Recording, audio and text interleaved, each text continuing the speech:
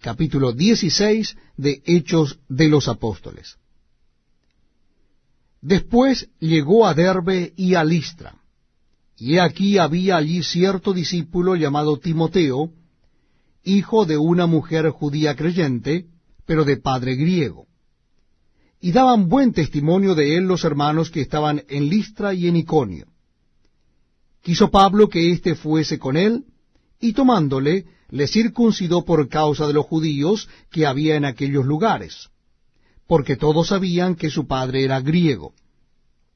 Y al pasar por las ciudades, les entregaban las ordenanzas que habían acordado los apóstoles y los ancianos que estaban en Jerusalén, para que las guardasen. Así que las iglesias eran confirmadas en la fe, y aumentaban en número cada día. Y atravesando Frigia y la provincia de Galacia, les fue prohibido por el Espíritu Santo hablar la palabra en Asia. Y cuando llegaron a Misia, intentaron ir a Bitinia, pero el Espíritu no se lo permitió. Y pasando junto a Misia, descendieron a Troas. Y se le mostró a Pablo una visión de noche. Un varón macedonio estaba en pie, rogándole y diciendo, pasa a Macedonia y ayúdanos. Cuando vio la visión, enseguida procuraron partir para Macedonia, dando por cierto que Dios nos llamaba para que les anunciásemos el Evangelio. Zarpando pues de Troas, vinimos con rumbo directo a Samotracia y al día siguiente a Neópolis, y de allí a Filipos, que es la primera ciudad de la provincia de Macedonia y una colonia, y estuvimos en aquella ciudad algunos días. Y un día de reposo salimos fuera de la puerta junto al río, donde solía hacerse la oración, y sentándonos hablamos a las mujeres que se habían reunido. Entonces una mujer llamada Lidia, vendedora de púrpura de la ciudad de Tiatira, que adoraba a Dios, estaba oyendo. Y el Señor abrió el corazón de Elia para que estuviese atenta a lo que Pablo decía. Y cuando fue bautizada, y su familia nos rogó diciendo, si habéis juzgado que yo sea fiel al Señor, entrad en mi casa, y posad. Y nos obligó a quedarnos. Aconteció que mientras íbamos a la oración, nos salió al encuentro una muchacha que tenía espíritu de adivinación, la cual daba gran ganancia a sus amos adivinando. Esta, siguiendo a Pablo y a nosotros, daba voces diciendo, estos hombres son siervos del Dios Altísimo, quienes os anuncian el camino de salvación. Y esto lo hacía por muchos días, mas desagradando a Pablo, éste se volvió y dijo al espíritu, te mando en el nombre de Jesucristo, que salgas de Elia. Y salió en aquella misma hora.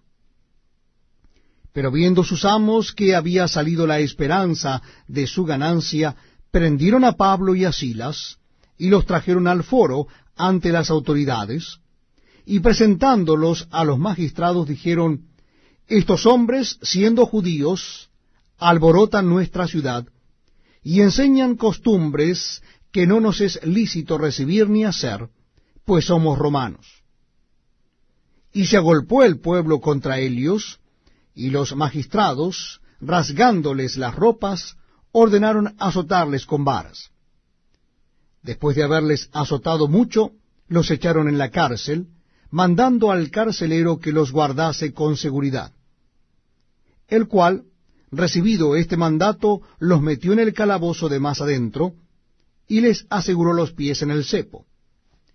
Pero a medianoche, orando Pablo y Silas, cantaban himnos a Dios, y los presos los oían. Entonces sobrevino de repente un gran terremoto, de tal manera que los cimientos de la cárcel se sacudían, y al instante se abrieron todas las puertas, y las cadenas de todos se soltaron.